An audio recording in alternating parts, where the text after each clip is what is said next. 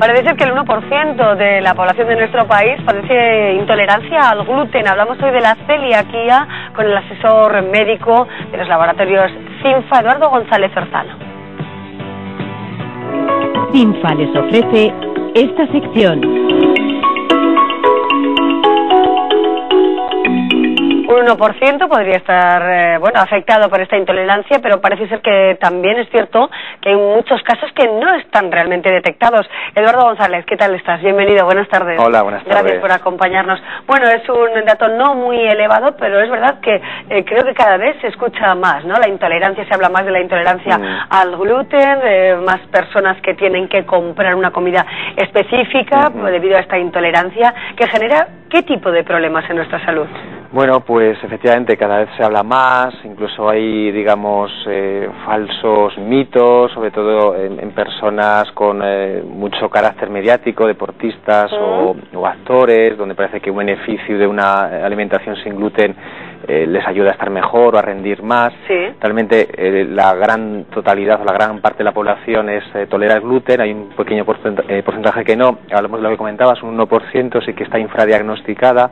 Posiblemente haya más casos. Aquí en Navarra, por ejemplo, estamos en unos 1000 casos, posiblemente haya 2000 o 3000 personas que todavía no saben que son intolerantes al gluten. Y entre los síntomas, pues depende un poco la edad, porque en los 2 primeros años de vida de un niño suele haber náuseas, vómitos, alteración del carácter, retraso en el crecimiento. En la adolescencia pasa totalmente desapercibido, sin síntomas. Y a partir de los 30-40 años, pues falta de hierro, anemia ferropénica, dolor abdominal, meteorismo o gases, diarreas, son síntomas diferentes en cada etapa de la vida. Sí, y se pueden confundir incluso con otro tipo de dolencias, ¿no? Suele ocurrir. Eso además, pero un diagnóstico claro no es fácil, ¿verdad? No es fácil, es muy difícil, porque se confunden, como bien dices, con otros síntomas intestinales, otras enfermedades muy habituales.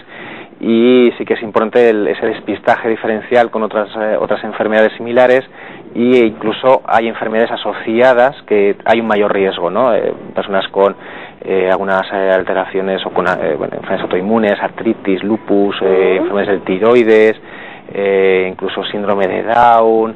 Bueno, hay una serie de situaciones que pueden sospechar al médico de que puede haber una intolerancia al gluten extra. Claro, y el tratamiento que hay que llevar siempre tiene que ver con lo que comemos, la ingesta de determinados tipos de alimentos, o cómo paliar, ¿no?, estos efectos. Sí. El único tratamiento es una alimentación exenta de gluten casi de por vida, es la única solución, no hay fármacos.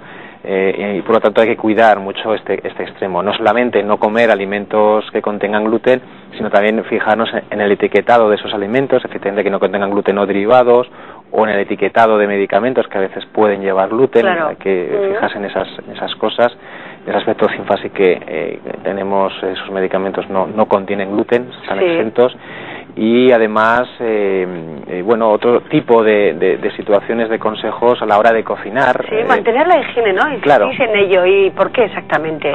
Claro, en la higiene no solamente en lo que es la limpieza de los alimentos, sino intentar evitar esa contaminación cruzada de alimentos con gluten, ¿no?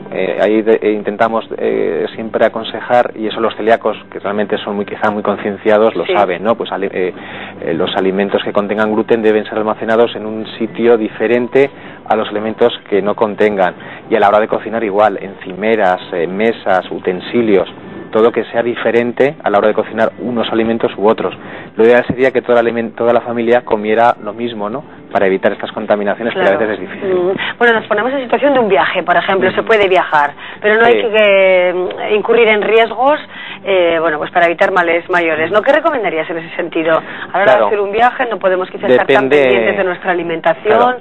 Depende del país donde vayamos a viajar. En países más desarrollados, obviamente, hay más concienciación, e incluso ya hay aplicaciones en los smartphones, aplicaciones además consensuadas y asesoradas por la Federación Española y otras federaciones de celíacos, de pacientes, y se pueden descargar y saber en qué situaciones, en qué restaurantes podemos ir a comer algunos alimentos. Siempre es importante a la hora de ir a un restaurante comentar con el camarero esa particularidad, aunque ahora mismo hay una legislación que ya marca que este tipo de sustancia, el gluten, que es una proteína, pues tiene que declarar obligatoriamente qué alimentos contienen gluten y cuáles no. Claro, bueno, hay que tener muy en cuenta, ¿no? Porque, bueno, pues es cierto que, bueno, pues un ataque, unas consecuencias de comer con gluten, quienes lo padecen lo saben, porque es realmente algo muy molesto, ¿no? Y prácticamente en todas las etapas de la vida. Pero si comemos correctamente a lo largo de la vida, se nos ha diagnosticado